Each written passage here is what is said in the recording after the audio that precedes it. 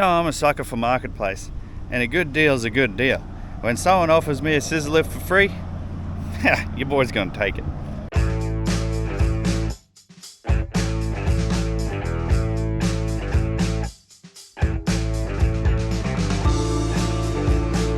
Now let me give you a bit of a backstory on this thing here. Now, I believe when we had the big floods in Townsville, this was one of the victims. I seem to be continuously getting things that were affected by floods. My Volkswagen Beetle was one of them. I picked this thing up, and then I was thinking, oh, it couldn't be that hard. There's not that many electronics in it. Boy, was I wrong. If anyone was wondering what Beetle I was talking about, it is this one here. This isn't the one that went underwater. I actually bought a green one, thinking it was a good deal, paid way too much for it, and it went underwater. So this one is more slowly fixing it up, making it look good. So yeah, can't wait to finish that one. A lot of work to do yet. Still a lot of work to do. These are the batteries out of the big girl. These are 6-volt batteries, and there's 4 of them. So 4 of them, 6 volt, that equals 24 volt. Now 24 volt ain't that hard to deal with because I have 2 batteries, and 2 12-volt batteries make 24. Now Cody, what the hell are you thinking? Shouldn't you just put it in the scrap and then wait for another one that actually works? Well, yes, that would be what normal people do. But after looking into it, these things are actually really simple. All they are is 24 volt solenoids.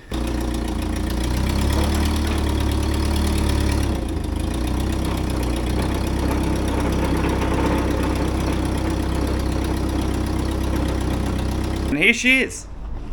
Now doesn't it just look beautiful? Now yeah, this thing is all, how you going? All those wires buggered. But we look in here, I've been messing around with it trying to get it working. I've replaced the hydraulic oil, which is sweet, gave it a big degrease, big clean, and I believe that's for that, and made sure everything was sweet. I went through and labeled everything, judging by from the book, because the owner's manual for these things is actually really easy to find. Oh, there we go, that was easy. So on this side, thrown in 2 batteries and basically wired them in the thingamajig that makes them 24 volt. So positive and the negative, and then you use the outer post on the battery. Charge these bad boys up and we're sweet. We can get stuff working. So battery's on, no fire. I believe pump on. We put this to power. We got power. Pump kicks in. So if the pump kicks in, then hopefully that these relays, if you put them to power, you can hear them clicking. So that is great news, because all we got to do is build something to go in here, and then we can control it. What are we going to build, you ask? Now, that is the fun part. I do have the skeleton of what I once used, and this is basically a start switch for when we do will it runs that connects to a PlayStation 2 controller. So this one was so simple it wasn't funny. All it is Arduino, which is this board here that controls pin outputs. So we got all our pins there. We can program this board to have a receiver, aka our PlayStation 2 controller, to tell this board to turn on and off switches, pretty much. And this little board here by itself runs on 3.3 volts, I believe, or 5 volts. So not enough for 24 volt. But if we get one of these, which is relays, or solenoids, I'm not sure what they're called, we can shift greater power from smaller power. So this can tell this in 5 volt to turn on any one of these 8 little solenoids, relays, and we can switch power. So if we got power coming in and then we tell this one to turn on, it'll flick that switch and then 24 volt will go to whatever solenoid we need to work. Simple, I know. We can make the scissor lift remote control. We don't even have to be in it. So we've already established it runs. We've already established how the hell we're going to wire it up and make it work. Now all we got to do is actually wire it.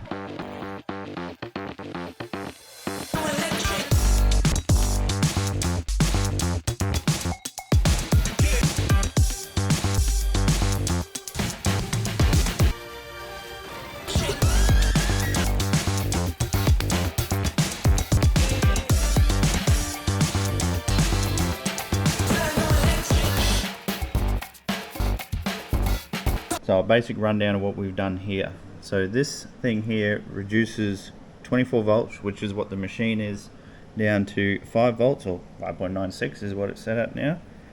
That will go into our Arduino board, and basically I've programmed this to go to the receiver, which is here.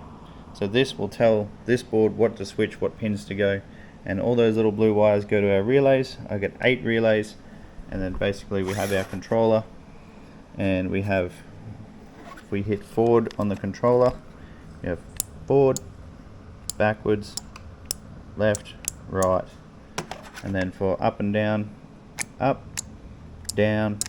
So we also have a hydraulic pump which we need to activate as well, so that'll just be this one. Hold that in, hydraulic pump's going. You have to hold that one in as you're going forward, backwards, left, right, right, left. Anyway, so when we are driving forward, we do need to release the brake. So brake needs to be released by here. Just hold that in. So I was going to make it that you got to hold that in if you want it to deactivate, and then press this one if you want it to reactivate. But I think I'll set it up like this, and if it comes a pain in the butt to try and use, because you don't really want to be forgetting to put the brake on, so you got to hold that. As soon as you let go, the brake comes back on. So very simple: up, down, left, right, forward, backwards, pump activate, handbrake off. Simple, easy. Now I just need to make a box that all this sits in, and hopefully it works. You're looking for a power system that's as versatile as your life? Meet the Bluetti Apex 300.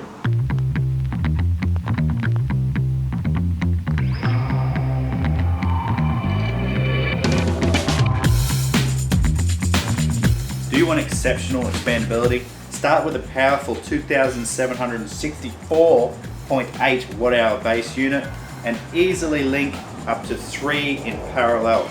Scale your system to a massive 58 kilowatt-hour capacity using additional battery modules. The Apex 300 boasts 40% higher energy density, meaning more power in a smaller, lighter chassis. Need a battery on the go? Yank out a module for camping while the rest keeps your home running with zero downtime. Outstanding durability.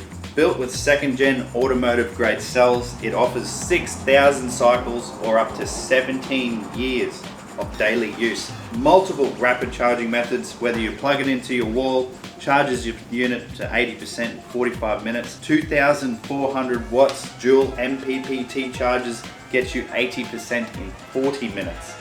Charge it from your car or even a generator. Now if you add in a Solar X 4K controller, it will power up to 4 kilowatts per unit.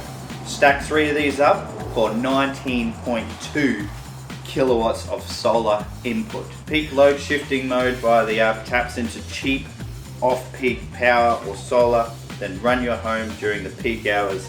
Smart saving, no hassle. From a single unit, 3,840 watts out of the inverter and up to 7,680 watts surge. Fast switch UPS with 12 kilowatt bypass protects against outages. Instant switch over, no glitches. Now the unit that Bluetti has sent me is a 10 amp version. The main version, which will be sold to everyone, is actually 15 amp.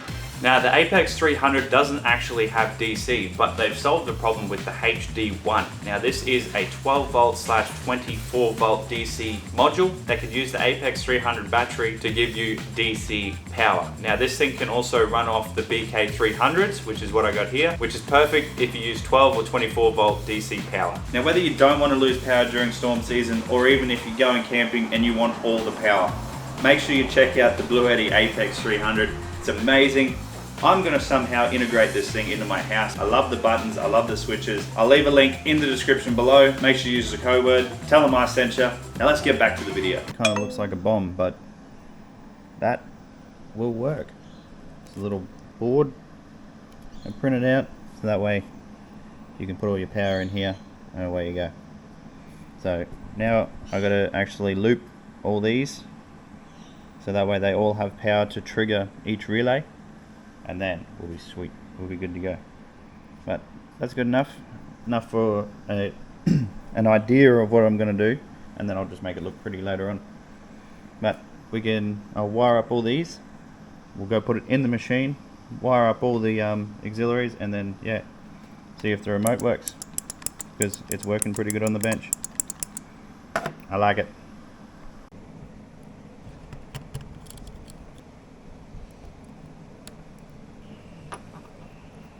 Okay, negative 24 volts. Bang on. Now, if we come over to our computer, we use Arduino IDE. Now, this works for programming whatever sort of boards you want.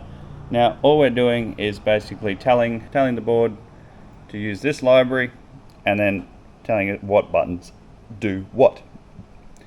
In layman's terms, PlayStation board, or friggin' whatever that means, pad up, and then digital write pin 2 to high, and then if it's anything else, it's pin 2 to low. So that's essentially, in a nutshell, that repeated for every single button. We go down, and then that's how we program the board to turn on each relay. Once we do that, it's just a matter of just uploading it to the board and seeing if it works. Just imagine how many scissor lifts have sent to scrap just because the stupid board that's in them doesn't work anymore. Now, don't get me wrong, this is a little bit silly because what we're actually doing is overriding all the safety features of a lift. Obviously, I'm definitely not going to go in it or send it all the way as high as it can go with no safety features, because yeah, I don't want to be around for that. No one else is going to be using this machine but me, so hopefully that makes you feel better. I'm not one to let my kids play on it. I'm not one to lend it to my mates or whatever, because yeah, there is no safety anything. Like, this thing could be off level, it could be on its side, and you could tell it to go up, it'll still go up. So do not condone any of this, but it's sort of just a little project to see if it'll work. And it'll be pretty handy just to be able to lift stuff on the roof of the shed. It would have been good when I insulated it, all the shiny stuff. Scissor lift would have been handy because, man, it was sketchy. So now all we're going to do now is take our board, put it in the machine, and hit some buttons and see if it works. Okay. Alright, what I might do.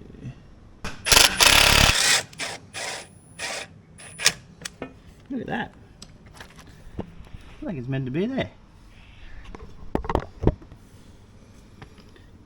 Okay, now we need to wire up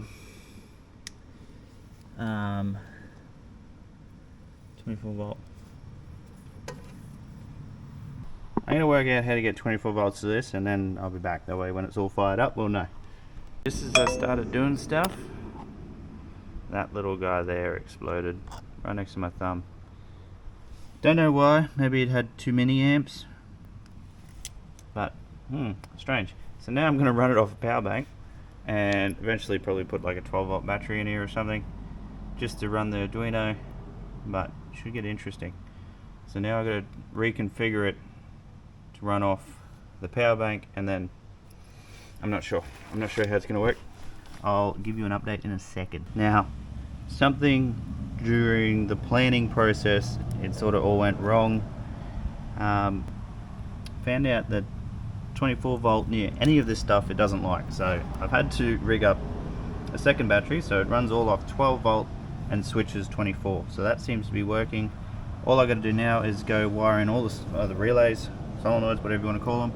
Correct me if I'm wrong. Let me know what they are. Let me know down in the comments. Wire all them up, and then we should be away. So keen to see what everything does. All the controllers working. So I just need to wire it in, and away we go. Alright, let's do that. Alright, everything is wired up. This is wild. I'm shaking for some unknown reason. Alright, moment of truth. If I hit this button, the pump should activate. Yes.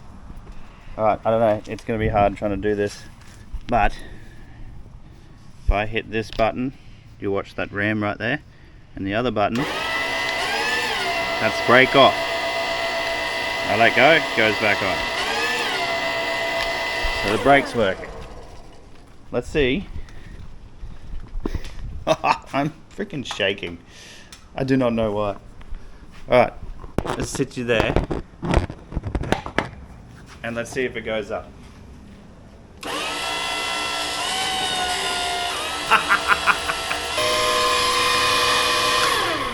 It's copping a flogging, the old girl. Maybe she just doesn't want to play today. Maybe she's had too much work done on it. But other than that, everything seems to be working. And down. So I'm pretty happy with that. It controls it. But we do have, I think the steering is bypassing. You can see it wanting to move.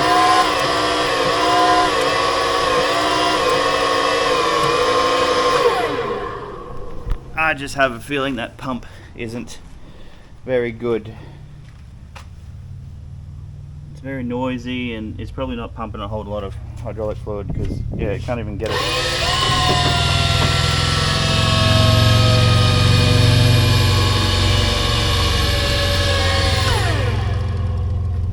Not doing well.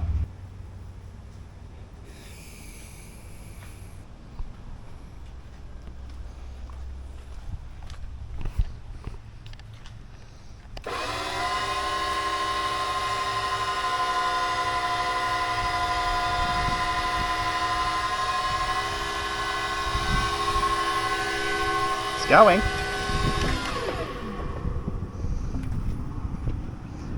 Just close that up. Let's go over here. Where is the sun? Sun's over there. Up you go. Will it fall over? Nobody knows.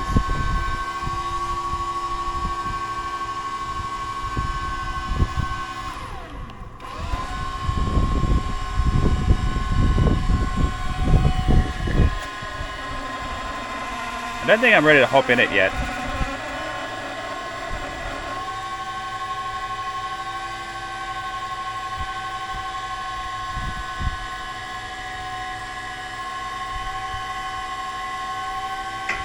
Sure, it was faster back in the day.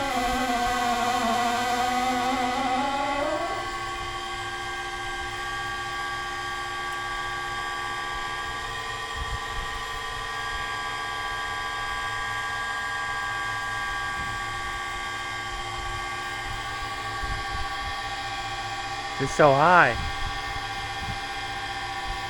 What's gonna break?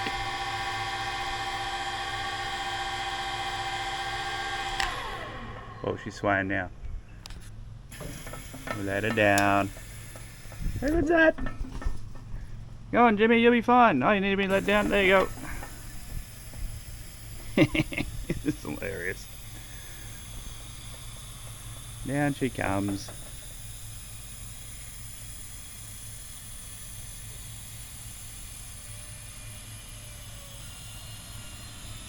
Now, will it drive forward?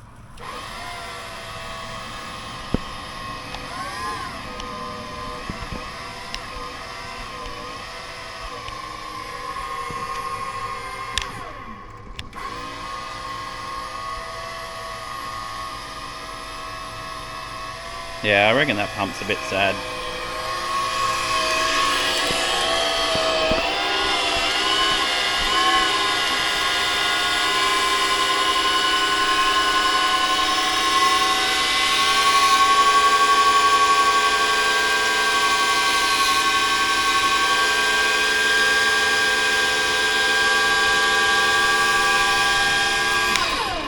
Either way, proof of concept, it actually works. It goes up and down. Won't drive forward or backwards for some reason. I don't know why. Which is strange. That's about all I'm going to do on this thing. I'm probably just going to have to try and find a new pump. Maybe that steering. But considering nothing's really going up or it's not going backwards or forwards, you can hear the pump wanting to do things, but it's actually not doing things. So it could be the pump. So I think I'll try and find another 240 24 volt pump. Throw that in and see if we can get it to teach back to life. If not, just find another one. There's heaps of these things around, especially when they don't work. People don't want them. And as we found out today, it's not that hard to get it running again just off a PS2 controller. It's great. Alright, you know what to do. Like, comment, share and subscribe. It helps out the channel a heap, so I really appreciate it. But other than that, if I get a pump, we'll see you in part 2.